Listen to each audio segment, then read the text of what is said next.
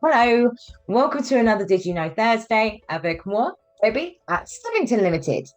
Have you ever had it in Excel where you may have a load of text in one cell and you want to move it down to the rows below? And maybe, like me, you might have copied and pasted it out of that merged cell into the cells below.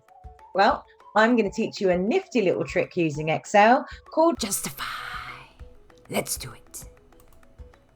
So here we have a load of text in one cell. We want to make this text pull down to the other rows underneath. So we go to Fill and Justify. And here we are. All of the text has been moved down to each different cell in the row.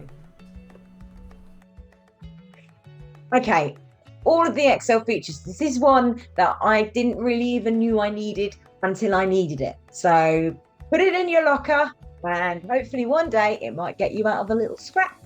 See you next week.